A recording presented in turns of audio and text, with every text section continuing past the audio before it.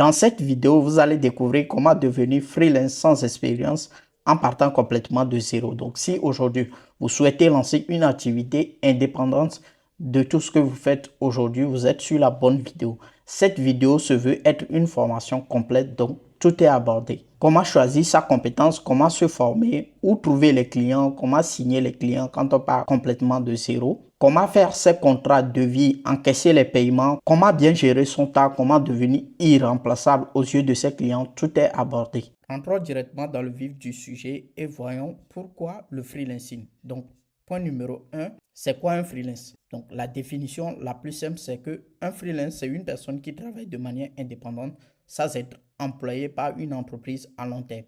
Il offre ses services à différents clients, souvent pour des missions spécifiques ou à court terme. Donc, vous pouvez travailler pour n'importe quelle entreprise ou particulier à distance. Voilà. Il y a des freelances qui préfèrent aller travailler chez des clients en présentiel, mais c'est une activité que vous pouvez faire de façon indépendante. Donc, pour qui est fait le freelancing, vous êtes étudiant, salarié ou sans emploi. Bref, pour toute personne qui souhaite développer une activité de façon indépendante, c'est fait pour ces personnes-là. Donc, les indispensables, c'est que vous avez besoin d'un ordinateur, d'une connexion Internet et d'avoir une ou des compétences. Le budget pour se lancer en freelancing, vous allez voir, il y a le fait d'avoir un ordinateur, une connexion Internet, payer la connexion mensuellement et de vous former. Donc, si aujourd'hui, vous avez déjà un ordinateur, donc c'est un budget en moins. Si vous avez déjà la connexion Internet chez vous, la fibre chez vous, ça fait également un budget en moins. Donc, ce que vous allez peut-être prévoir, c'est un budget formation. Et on va parler tout à l'heure de la partie formation. Vous allez voir qu'en fonction de la formation que vous choisissez dessus, le prix, ça peut être une formation à 10 euros, comme ça peut être une formation à 1000 euros. Et en fonction de comment vous allez vous former. Donc, point numéro 2, vous allez devoir choisir votre compétence. Qui dit freelancing dit vous allez proposer des services à des particuliers ou des entreprises. Donc, vous allez proposer une compétence. Parmi ces compétences, on a premièrement le funnel building. C'est ce que je fais personnellement. Donc, je vous mettrai une vidéo à la fin de cette vidéo en description et vous pourrez aller voir cette formation de 2 heures qui vous explique comment devenir funnel builder si vous partez complètement de zéro. Restez jusqu'au bout de la vidéo parce que les points 7 et 8 sont également importants et comme tous les autres points pour pouvoir véritablement développer votre activité de freelance. Donc, numéro 2, le copywriting. Le funnel building, c'est la compétence qui permet de créer des tunnels de vente. Donc, lien en description. Copywriting, c'est l'art de vendre avec les mots. Donc, vous allez écrire des emails, des pages de vente pour des particuliers ou des gens qui vendent des produits. Ça peut être aussi des e-commerçants. Vous écrivez les fiches produits. Tout ça, c'est du copywriting ou des publicités. Donc, troisième chose, c'est le media buying. Le media buyer, c'est simplement la personne qui s'occupe de gérer les publicités d'une entreprise ou d'une marque, d'un particulier sur les réseaux sociaux. Donc, idéalement, si vous choisissez la compétence de media buying, il faudra vous spécialiser au début. Donc, soit vous vous spécialisez en Facebook Ads, en YouTube Ads, en Google Ads, Snapchat Ads, en Pinterest Ads ou TikTok Ads. Donc, commencez par un avant de vouloir encore proposer d'autres choses. Donc, quatrième chose, c'est le montage vidéo. Donc, qu'est-ce que vous allez faire? Vous allez peut-être monter des vidéos shorts, vous allez peut-être monter des vidéos publicitaires, vous allez monter des podcasts, quelque chose qui est à la mode actuellement. Vous vous dites simplement, vous êtes monteur vidéo spécialisé pour les podcasts. Ça va vous attirer uniquement des clients qui veulent des monteurs vidéo podcasts ou vous montez simplement les vidéos YouTube.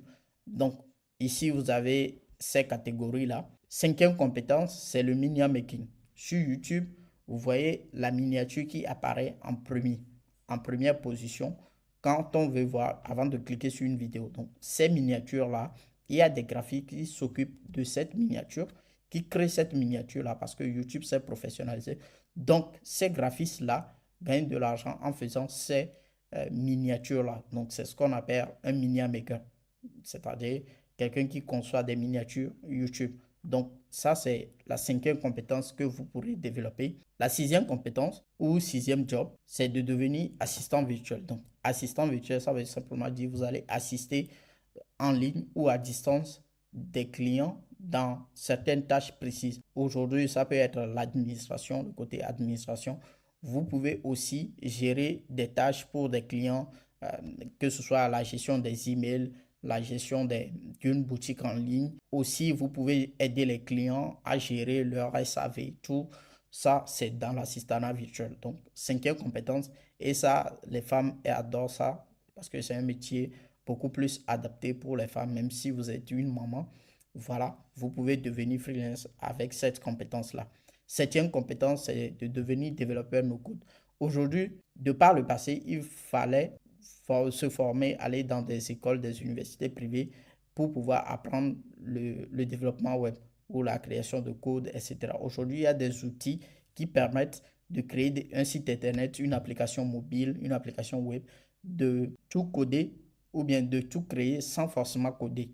OK? Donc, vous avez cette option-là. Ici, tout ce que je montre, vous choisissez ce qui vous plaît. Vous commencez par faire des recherches sur cette compétence-là. Je vais vous montrer tout à l'heure comment vous former. Donc, huitième compétence, c'est de devenir community manager. Community manager, c'est la personne qui va s'occuper de la gestion des réseaux sociaux en organique pour les marques, les entreprises, les particuliers. Donc, à l'inverse du média buyer, lui s'occupe de la publicité. Le community manager, il gère la communauté sur les réseaux sociaux, c'est-à-dire de publier sur une page Facebook, un compte Instagram, Twitter, LinkedIn, etc. Où cette personne-là va également interagir avec la communauté en répondant aux commentaires, etc. Donc, neuvième compétence, c'est de devenir rédacteur. Aujourd'hui, avec l'IA, vous pourrez encore aller plus vite en rédigeant par exemple des articles optimisés SEO pour le référencement, pour des gens qui ont des blogs, des gens qui ont des sites internet, etc. Donc, vous pouvez rédiger même le contenu d'un site web pour une entreprise. Le métier de rédacteur, c'est juste adapté avec l'avancée de l'IA et ce n'est pas un métier qui a complètement disparu. Donc, dixième compétence, c'est de devenir graphiste simplement. Donc, vous êtes un graphiste et vous allez par exemple aider les entreprises à faire telle chose, à faire telle chose, à faire des conceptions de mock-up, de flyers, etc. Donc, ça aussi, c'est une compétence que vous pouvez développer. Donc, dernière compétence, cette liste est une liste non exhaustive. Ça veut dire qu'il y a encore plein d'autres compétences, mais juste pour vous guider, voici les 11 que j'ai mis ici. CRO, c'est quelqu'un qui s'occupe de l'optimisation des résultats d'un site web, par exemple, de la conversion d'un tunnel de vente. Ça, c'est un métier à part aussi dans lequel vous pouvez vous lancer. Donc, voilà pour les 11 compétences, liste non exhaustive. On passe à la troisième étape qui est maintenant de vous former. Donc, ici, vous avez compris pourquoi le freelancing, comment choisir sa compétence. Si tu aimes cette vidéo que tu regardes actuellement, prends simplement 5 secondes pour mettre un petit like sur la vidéo, t'abonner à la chaîne et mettre un petit mot dans les commentaires, ce qui m'aide à mieux référencer cette vidéo et à la diffuser à encore plus de personnes. Donc, pour se former, vous avez différents canaux et le premier, c'est les vidéos YouTube. Donc, vous allez sur YouTube, par exemple, comment monter une vidéo avec CapCut. Vous allez trouver des tutoriels, vous installez CapCut sur votre ordinateur et vous commencez à vous exercer à faire ces montages ou bien des montages avec des vidéos que vous trouvez de gauche à droite comme ça. Vous voulez devenir funnel builder? J'ai une vidéo, une formation complète de 2 heures. Vous regardez cette vidéo, vous commencez à vous exercer et aussi vous vous lancez comme ça. Donc, le premier canal, c'est les vidéos YouTube. Deuxième canal, c'est le podcast. Moi, j'en écoutais beaucoup au début quand j'ai commencé. Donc, vous pouvez écouter des podcasts destinés aux funnel builders, des podcasts comme Digital en Afrique. Moi-même, j'ai un podcast comme ça où j'invite des personnes à succès dans le business en ligne en Afrique, où ils viennent parler de leur expérience, c'est-à-dire comment est-ce que cette personne a fait. Vous écoutez tout ça, c'est ce qui vous forme à développer aussi votre mindset, toutes vos compétences. Donc, ces personnes partagent également comment trouver des clients, comment ils ont trouvé leur premier client, comment ils ont fait pour gagner, atteindre telle barre, par exemple 1000 euros, 2000 euros, 3000, 5000, etc. Donc, toutes ces personnes-là partagent leur expérience. Et les podcasts sont également un très bon moyen de vous former. Troisième façon de vous former, c'est les formations sur les marketplaces type Udemy ou Coursera. Donc, c'est des plateformes qui vendent des formations moins chères. C'est-à-dire qu'en période de promo, par exemple, sur Udemy, vous pouvez trouver une formation à 10 dollars, ce qui fait 6 000 francs CFA ou quelque chose dans cette tranche-là. Et une très bonne formation, vous allez apprendre une compétence, par exemple, le community management ou le montage vidéo. Parce que sur YouTube, des fois, on ne rentre pas dans trop de détails. Donc, vous aurez cette possibilité-là avec des formations à petit prix. Commencez juste par ça et vous allez pouvoir vous lancer. Quatrième compétence, c'est les formations auprès d'un mentor. Par exemple, si je décide de me former dans le funnel building, je peux trouver un mentor qui me parle. Comme ça, qu'est-ce que je vais faire? Je vais pouvoir apprendre auprès de lui. Donc, la différence entre ces formations que vous allez suivre auprès d'un mentor à la différence auprès des formations sur les marketplaces, c'est que si vous avez une question ici, vous allez pouvoir poser une question, votre question sur la communauté de la formation. J'ai personnellement une formation en funnel budget comme ça. Et cette formation-là, je vous mettrai peut-être le lien en description pour aller voir le contenu. Cette formation vous permet d'avoir une communauté, d'avoir des coachings, d'avoir tout ça. Et si vous suivez la formation, vous êtes bloqué, vous allez pouvoir poser des questions. À la différence que si vous suivez des formations sur des plateformes comme Udemy, vous n'avez pas cette possibilité-là. Même si on te dit de poser des questions en commentaire, ça va prendre du temps avant que le formateur ne te réponde. Donc, tu es obligé d'aller faire encore tes propres recherches. Donc, moi, ce que je recommanderais, c'est de commencer par les vidéos podcast et de trouver un mentor auprès de qui vous allez vous former dans votre compétence. Et la cinquième partie, la partie très essentielle, c'est de pratiquer. Si vous ne pratiquez pas, vous n'allez pas maîtriser cette compétence-là. Donc, vous apprenez à faire des miniatures YouTube, par exemple. Exercez-vous à faire de réelles miniatures YouTube. Si vous consommez simplement l'information, ça ne va pas être utile. Donc, comment vous former, comment pratiquer véritablement ces compétences-là? Première chose, c'est les projets clients. Donc, vous prenez un client test, vous lui dites, écoute, moi, je démarre dans cette activité-là et j'aimerais avoir mon premier client. Est-ce que tu serais OK pour que je puisse t'aider sur telle mission et après tu en échange d'un témoignage. Donc, on va en parler dans la partie comment trouver des clients tout à l'heure et aussi de faire des projets tests. Si je me lance dans le funnel building, par exemple, je veux créer des tunnels de vente, bah, dès que je vois un tunnel, je peux reproduire ce tunnel-là et à force de reproduire les tunnels, j'ai la maîtrise, j'ai la main sur cette façon de pratiquer également. Sixième façon de vous former, c'est les livres. J'en ai plein ici. Donc, les livres sont un moyen beaucoup plus avancé de prendre du temps, de lire et de comprendre tout ce que l'auteur essaie de dire dans ce livre-là. Donc, voilà. Et si vous voulez un livre lié au freelancing, je vous recommande ce livre-là qui s'appelle Freelance, l'aventure dont vous êtes le héros. C'est un livre avec une couverture bleue là. Vous copiez ce texte, vous mettez sur Google, vous pouvez acheter ça sur Amazon. Quatrième point, c'est que maintenant, vous êtes formé, vous allez devoir maintenant passer à l'action et vous lancer véritablement dans le freelancing. Mais comment? Première partie, c'est de créer votre offre. Donc, votre offre, première chose, c'est de devoir définir une niche. Une niche, c'est simplement une cible précise à laquelle vous allez vous adresser. Votre service ne va pas s'adresser à tous les entrepreneurs du monde entier parce que la dame qui vend au bord de la route aussi, c'est un entrepreneur ou une entrepreneur. Donc, ça ne correspond pas à vous, ce que vous recherchez. Donc, vous allez devoir vous poser la question à qui est destiné mon service. Par exemple, si je suis monteur vidéo pour les formats podcast, ça veut dire que ma cible, c'est des entrepreneurs qui font des podcasts. Comme ça, quand je veux aller chercher ces entrepreneurs-là, je sais par où les chercher. Donc, vous allez devoir définir à qui est-ce que votre offre, c'est ce que vous allez proposer, ce que vous allez vendre, à qui est-ce que ça s'adresse. Donc, maintenant, le problème dur, le DUR là, veut simplement dire douloureux, urgent et reconnu. Donc, ça veut dire que ma cible, les personnes que je cible, sont conscientes du problème que j'essaie de les aider à résoudre. Ils sont conscients du fait que leur tunnel de vente ne convertit pas si je suis un funnel builder. Donc, l'offre que je vais proposer, c'est de les aider à créer des tunnels de vente ou à mettre en place des funnels qui convertissent. Donc, ils sont conscients de ce problème-là et il veut résoudre ce problème rapidement. En deux, vous allez devoir écrire cette phrase que j'appelle une phrase de positionnement qui est j'aide la cible qu'on a définie ici, soit à obtenir un résultat, soit à résoudre le problème qu'on a défini ici grâce à ce que je fais. Dans mon cas, par exemple, si je démarre, je vais dire, ou bien dans mon cas actuel, j'aide les coachs et formateurs à faire des lancements à 6 chiffres, c'est-à-dire à plus de 100 000 euros, grâce à ce que je fais aujourd'hui, qui est les tunnels de vente, plus précisément les tunnels de vente challenge. Donc ça, c'est ma phrase de positionnement.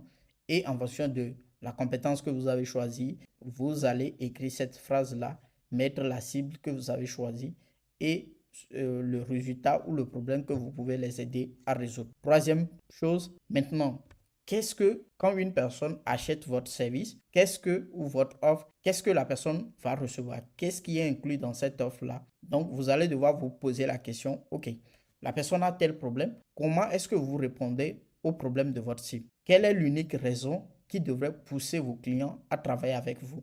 Donc ça va vous guider sur le contenu. Par exemple, je prends l'exemple d'un monteur vidéo qui veut monter des vidéos publicitaires, par exemple. Il va dire, OK, dans mon offre, je t'aide en première position à écrire le script de la vidéo, en deuxième position à t'aider à tourner la vidéo, en troisième position à monter la vidéo, à faire des recherches, des images libres de droit, des vidéos libres de droit, des musiques à rajouter sur la vidéo. Je monte la vidéo au format paysage ou bien au format vertical, et au format horizontal et au format vertical. Donc tout ça, ça doit être détaillé. Voici le délai de livraison. Voici combien ça coûte et on va revenir sur le prix tout à l'heure. Donc, quatrième chose, c'est le prix. Combien est-ce que vous allez vendre votre service? Donc, il n'y a pas de prix fixe. Vous allez d'abord comprendre les modèles de pricing qui existent. Première chose, premier modèle, c'est le one-shot. OK, je te montre telle vidéo, une vidéo de ce format-là, un podcast à 300 euros, à 500 euros. Voilà, one shot et c'est bon. Deuxième chose, ou bien deuxième format, modèle, c'est le récurrent. OK, je te montre 4, 6, 8 vidéos par mois et tu me paies 1000 euros et c'est comme ça tous les mois. Donc la personne sait que chaque mois, elle aura 8 vidéos. Le client va t'envoyer 8 vidéos. Tu vas monter les 8 vidéos et dès que tu fais le job, tu seras payé 1000 euros. Troisième modèle, c'est partage. Donc ça, on voit ça plus au niveau des assistants virtuels ou quand vous êtes également sur les plateformes de freelance, on voit ça également. Donc la personne va dire, je veux que tu me fasses telle tâche, dis-moi combien ça coûte. Et vous allez faire ça à la tâche. Donc, si vous répétez cette tâche plusieurs fois, si vous traitez un email, 2 emails, vous pouvez dire je traite 10 emails pour 5 euros, 20 emails pour 10 euros et ainsi de suite. Donc, ça, c'est à la tâche. Et par heure, il y a ce qu'on appelle le taux journalier moyen, le TJM. Donc, on va calculer ça en fonction de combien tu coûtes par heure, par jour. Et quand vous allez sur des plateformes comme Malte, sur Malte, vous allez voir des gens TJM 300 euros par jour, 500 euros par jour. Et ça, c'est... Donc, qu'est-ce que je vous recommanderais? C'est soit d'aller sur du one-shot, soit d'aller sur des missions récurrentes, ou bien des missions récurrentes. Voilà. Donc, combien? Le prix dépend de vos objectifs personnels. Premièrement, par exemple, souhaitons que je souhaite gagner 2000 euros par mois. Ça veut dire que j'ai besoin de 8 clients à 250 euros pour pouvoir atteindre cet objectif-là. Ou 4 clients à 500 euros, ou 2 clients à 1000 euros, ou un seul client à 2000 euros. Donc, ici, vous allez devoir travailler avec beaucoup de personnes. Donc, moi, je préférerais rester dans cette tranche-là parce que c'est bien un client à 2000 euros. Mais dépendre uniquement d'un seul client, ça aussi, ça peut être problématique si du jour au lendemain, le client décide de couper le contrat. Ça peut être problématique. Donc, moi, je reste dans cette marge-là de trouver soit 4 clients à 500 euros ou 2 clients à 1000 euros. Et après, pourquoi pas augmenter encore ces prix. Donc, le prix de votre offre doit dépendre de vos objectifs personnels et aussi de la recherche du marché. Supposons que sur le marché, les monteurs vidéo sont payés à 300, 500 euros pour, par exemple, monter un podcast de 2 heures et que vous venez vous dites, vous voulez vous faire payer pour 5000 euros, vous allez voir qu'il y a une décorrélation entre votre offre, le prix de votre offre et le marché. Donc, essayez de vous renseigner. Par exemple, il y a aussi les plateformes de freelance. Vous allez voir combien les gens sur cette plateforme-là proposent. Si vous avez vous connaissez par exemple des monteurs vidéo, demandez à ces personnes-là combien ils facturent et vous allez pouvoir aligner votre prix en fonction de vos objectifs personnels et de ce que le marché en price. Donc, le prix aussi, vous allez pouvoir négocier avec le client et le prix dépend également du domaine. On prend un funnel builder qui, son domaine, aide les entreprises ou les entrepreneurs à augmenter leur chiffre d'affaires. Le funnel builder peut demander plus qu'un graphiste qui va faire un flyer. Donc, en fonction du domaine que vous avez choisi aussi, c'est le prix, le pricing sera différent. Donc, cinquième chose qu'on va voir, c'est maintenant comment trouver des clients. Et pour trouver les clients, vous avez plusieurs méthodes. Un, on a les plateformes de freelance. Donc, les plateformes-là, on a des exemples comme Up, comme Fiverr et Upwork. Ça, si vous êtes en Afrique, c'est les trois là qu'on recommande le plus. Si vous êtes dans d'autres pays, vous pouvez aller sur Malte, sur Freelancer, des sites, je crois qu'ils ne sont pas forcément accessibles aux personnes résidant en Afrique. Donc, l'avantage ou bien les avantages et les inconvénients. Les avantages, c'est que vous êtes là et vous êtes sur un marché où les gens viennent rechercher des freelances. Donc, vous êtes au bon endroit pour trouver des clients. L'inconvénient numéro un, c'est que vu que vous êtes au même endroit que d'autres personnes, ça tire un peu sur les prix et vous serez peut-être obligé de baisser vos prix au début ou de proposer plus, faire plus que ce que les gens ils vont faire. Donc, deuxième façon de trouver des clients, c'est les réseaux sociaux. Donc, comment ça se passe? Première chose, vous avez par exemple les groupes Facebook. Et sur ces groupes Facebook-là, ce que vous devez faire, c'est d'aller répondre aux commentaires des gens en apportant de la valeur. Je suis Funnel Builder par exemple. Quelqu'un pose une question sur comment est-ce qu'on fait ceci ou telle chose sur un tunnel de vente. Je vais aller répondre et apporter de la valeur à cette personne-là. Surtout apporter de la valeur à ce groupe-là.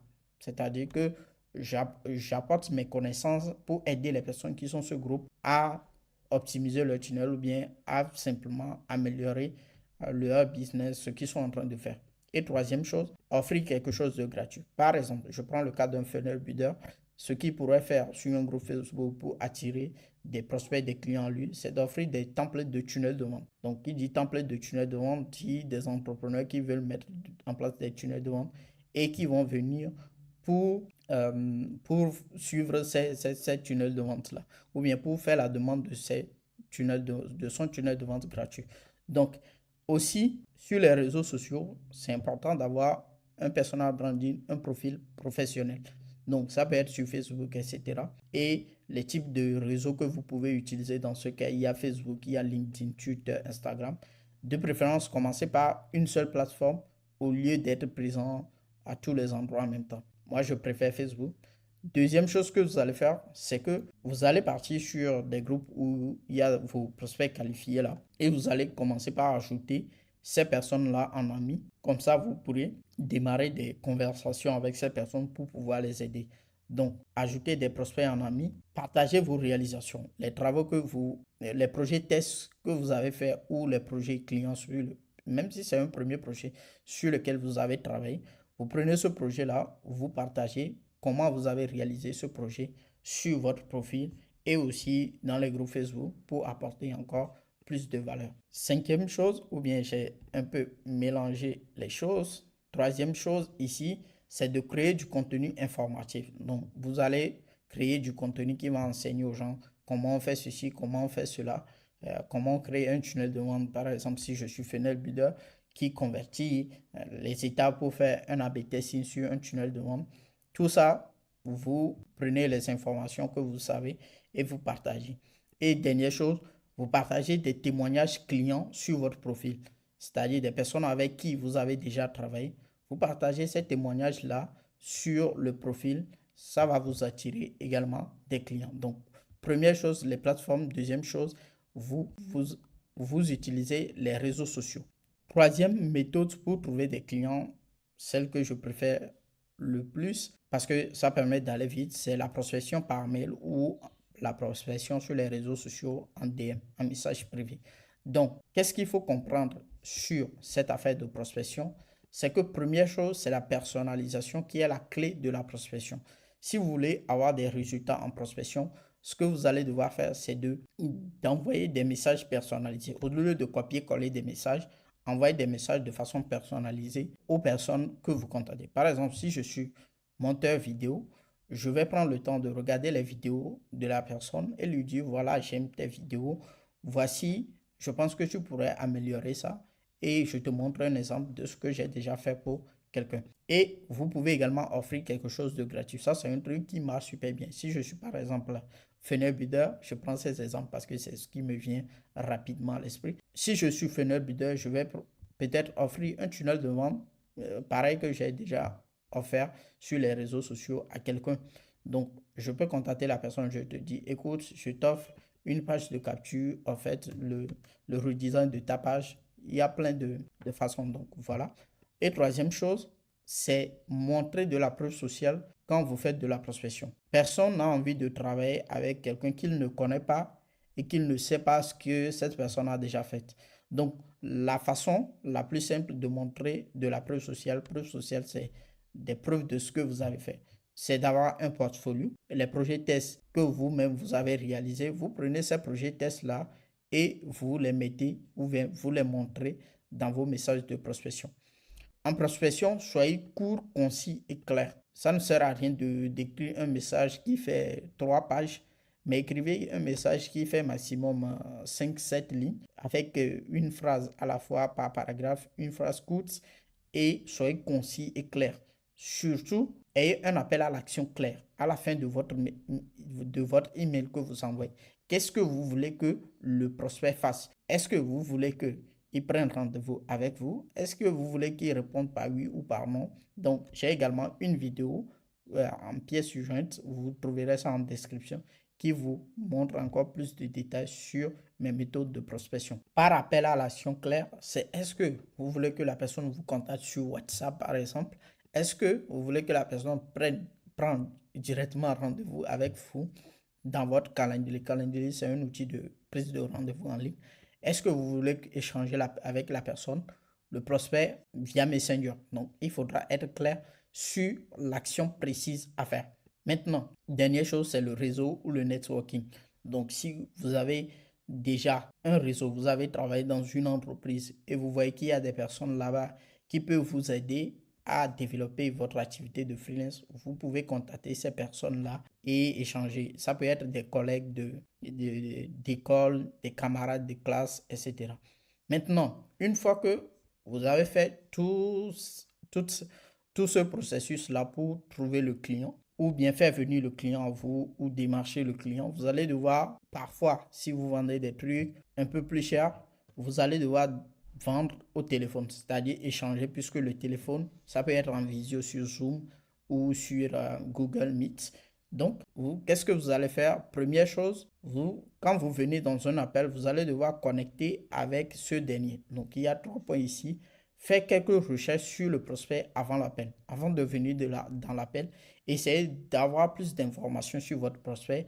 Qu'est-ce qu'il fait? Où est-ce qu'il habite? Est-ce qu'il a une famille? Etc. Donc, ça va vous permettre, en deux, de connecter avec votre prospect en étant sympathique de manière à expliquer que vous le connaissez, vous savez ce qu'il fait, etc. Que vous savez plus sur lui que peut-être lui-même il n'en sait.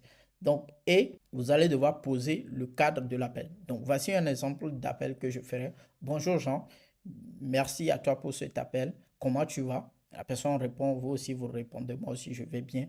Moi je suis à Lomé, d'où est-ce que toi tu m'appelles? La personne dit, moi je suis au Canada, ok super. Donc on essaie de papoter un peu. J'ai vu que dernièrement tu étais à tel endroit.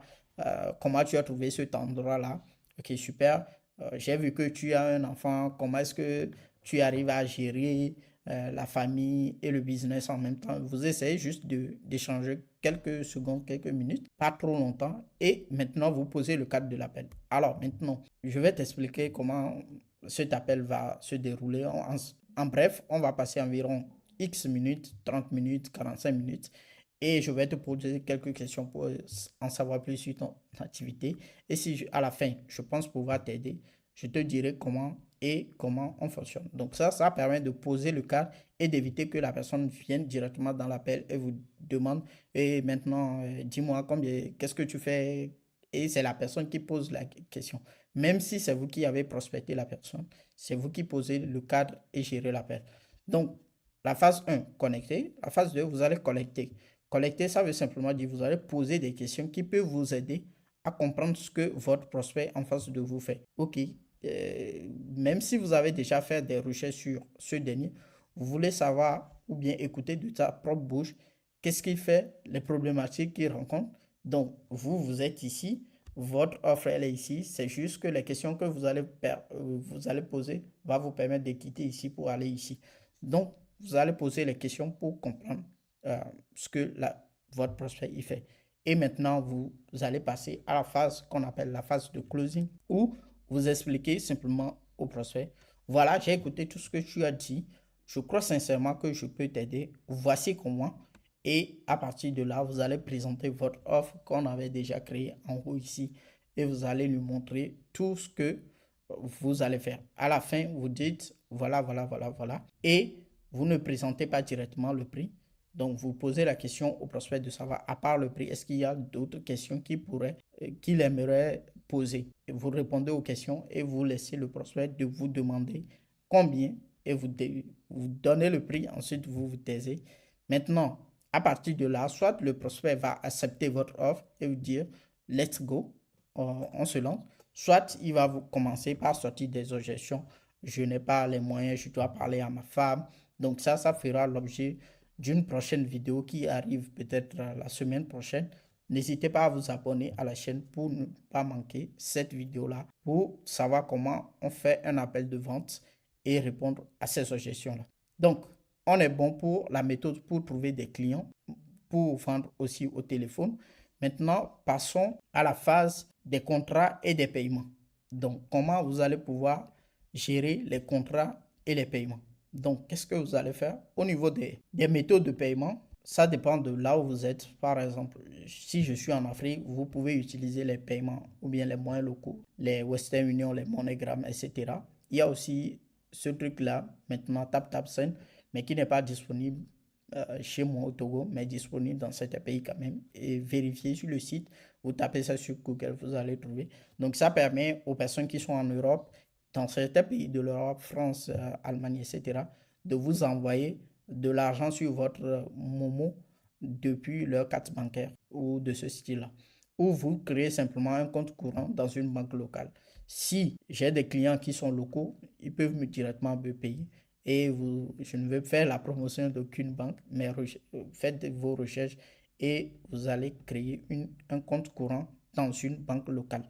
Autre ça, vous allez créer ce qu'on appelle une société offshore et c'est le seul moyen qui vous permet d'obtenir légalement un compte PayPal, un compte Wise ou un compte Payoneer. Les trois là vous permettent d'encaisser chez des clients qui sont en Europe, aux États-Unis, etc. sans avoir de problème. Il y a d'autres méthodes pour créer des comptes PayPal, mais moi je ne vous recommande pas ça. Je vous recommanderais d'avoir une société offshore. Et si c'est également un sujet qui vous intéresse, n'hésitez pas à me dire ça dans les commentaires et on fera une vidéo sur ça avec plaisir.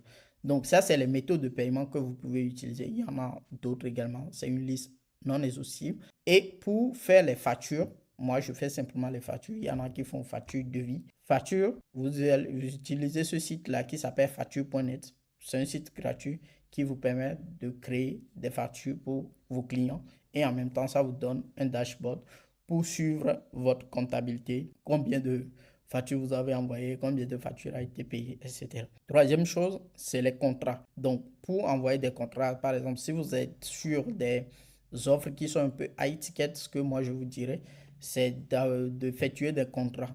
Donc, l'outil que j'utilise pour signer les contrats, c'est DocuSign. Vous envoyez le contrat et le client signe, vous aussi vous signez et ça vous protège quand même. Ça donne aussi l'air professionnel. Donc, ça c'est la huitième chose.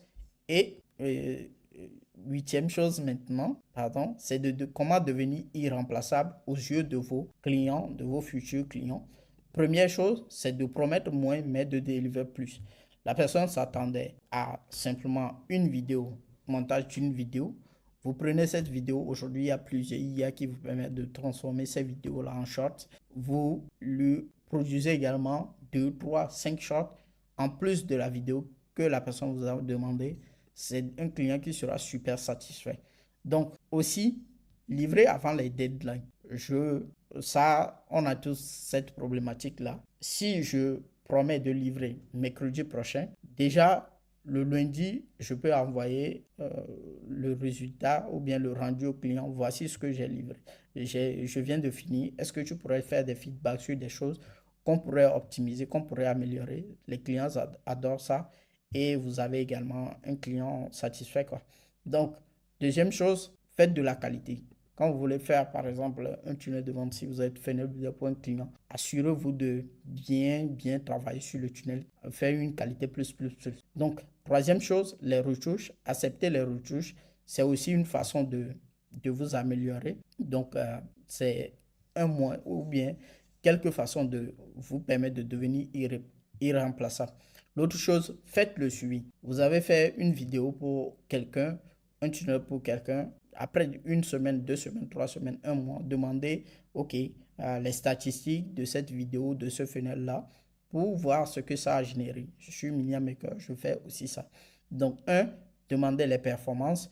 2, faites des changements pour les prochains projets. Demandez que, OK, vu les statistiques, on pourrait optimiser ou bien changer telle chose sur les prochains projets. Et aussi le rapport. Donc, si vous êtes par exemple funnel builder, faites le rapport du tunnel au client sans forcément que lui-même, il ne vienne chercher sur le dashboard les statistiques.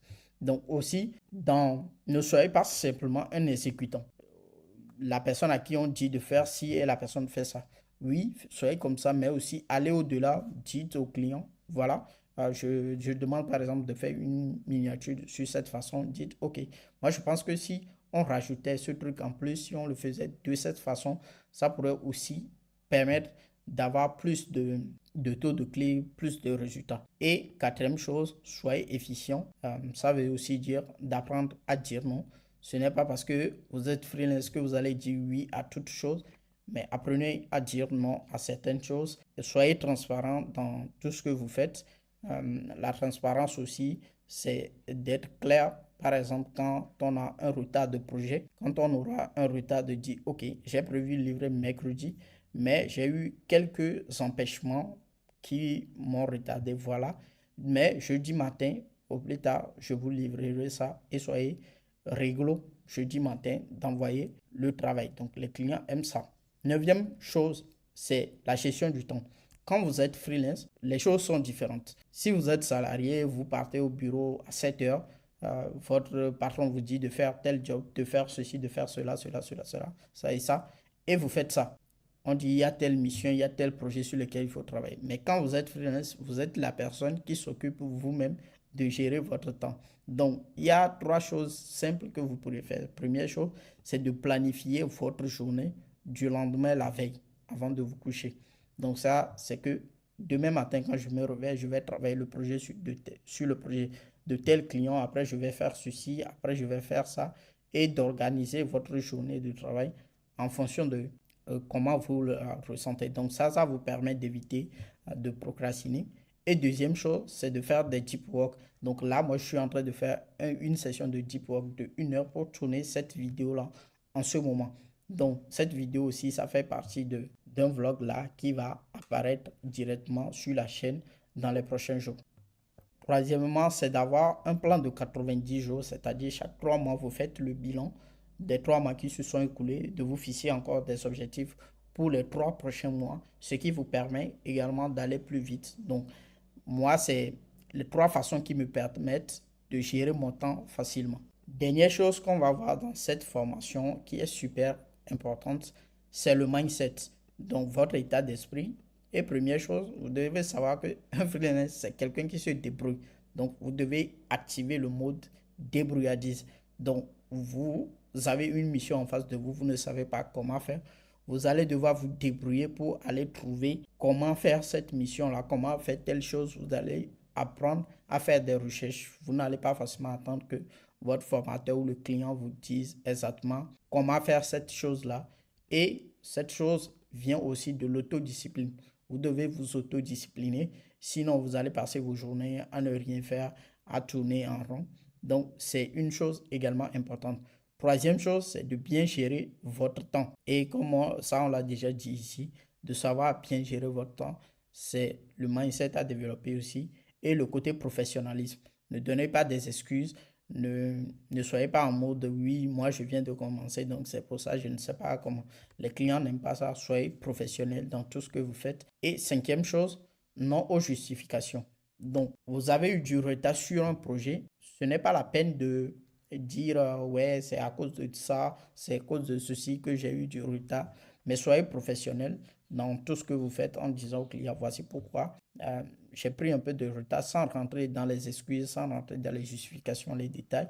Mais dites simplement au client, oui, c'est comme ça. Et sixième chose, en termes de mindset, c'est d'avoir un pourquoi fort. Un pourquoi, c'est ce qui va vous faire tenir dans les moments où vous allez avoir des dents, où vous n'aurez pas de clients forcément. Donc, dans ces moments-là, c'est pourquoi vous êtes lancé dans le freelance, pourquoi vous faites ce que vous êtes en train de faire. C'est tout ça qui va vous faire tenir dans ces moments-là.